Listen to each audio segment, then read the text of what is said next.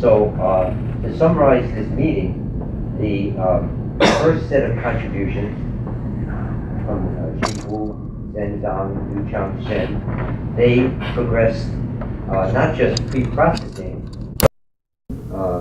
there was pre-processing for towed streamer and for ocean bottom and for onshore. Okay? Progress there in separating ground roll from reflection data. In addition, a major issue is accommodating non-horizontal acquisition. And first, what will happen to not just the ghosting, but free surface multiple, internal multiple, depth imaging, if you ignore that? It's a serious issue. Thank you. And then they have algorithms that will accommodate that non-horizontal acquisition and show the whole sequence of different outcome when you do that accommodation. Then you have progress on the second group. You have work from Yang Li Zhou, yes, and Chao Ma on internal multiple elimination, progressing that issue, yes, moving towards a complete removal of internal multiples that intersect, interfere, or proximal to primaries, yes, to have a more capable. That is part of a strategy. You must have that pre-processing, especially on land. You're talking about amplitude, yes? It's not just an internal multiple eliminator. Things have to happen, yes, and happen effectively prior to that arrival, yes? And so if it says it needs deghosting, or if you ignore the acquisition, you're not going to do elimination, yes? It's an amplitude issue, yes? It's a very sensitive, high ambition goal to have an exact time and amplitude, a surgical removal. So we're not underestimating the seriousness of that. We're not saying we have it, yes?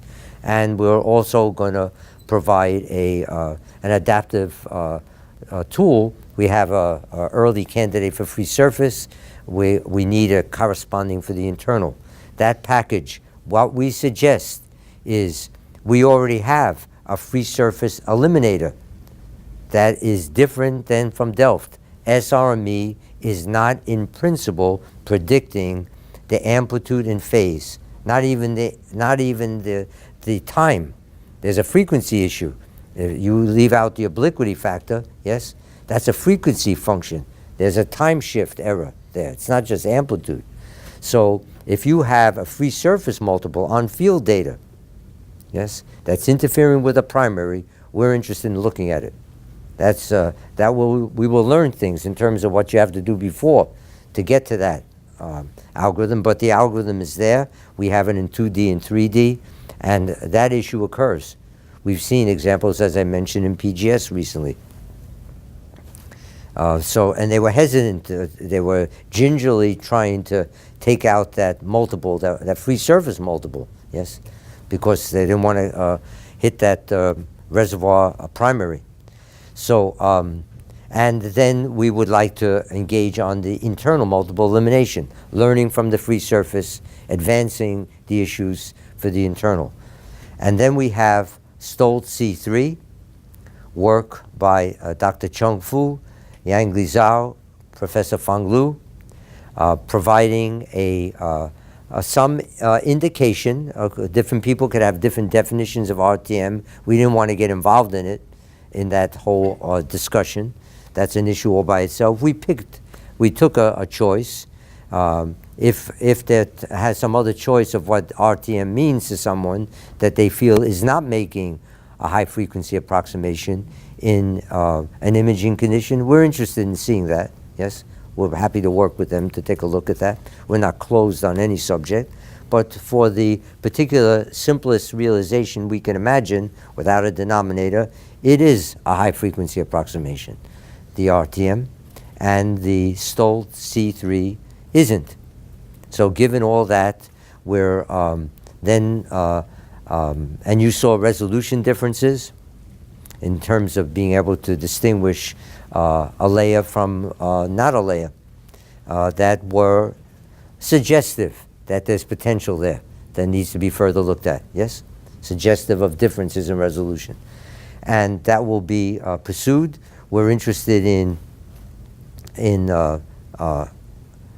testing that on field data, where you would have a model and we would run that G0DN through the model to assure that it's producing a sub-model equal effective at all frequency with that C0 over C1. Then you take that G0DN machine and apply it to your data, where you don't know C0 over C1, but you know you got through effectively, yes?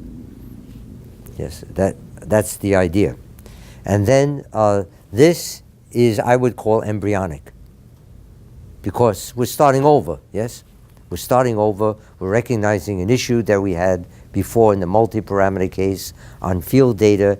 It could, with choices of angle, inadvertently, those B primes of functions of angle, one of the angles could be, in fact, deeper than the thing we're trying to correct. With this spike business, that won't happen. That happened because of space-filling functions, okay, that we were formulating in it. So I thank you for your patience. I thank you for your interest. I thank you for your questions and for your support. Look forward to staying in touch, and we'll communicate on any newsworthy progress that we have. And we'll see you at the SEG, if not sooner. And I hope to see you at dinner tonight, 7:30, Fogo de Chao. So in case you haven't been there, there's a little ticket you get there.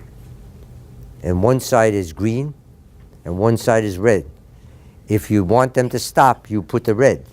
If you want them to keep bringing you food, you put the green. They have like 15 different selections of food. You tell them what you want. If you want, you can paste 2 greens together, okay? So you never make a mistake, okay? Okay, drive safe, enjoy the rest of the day. Thank you.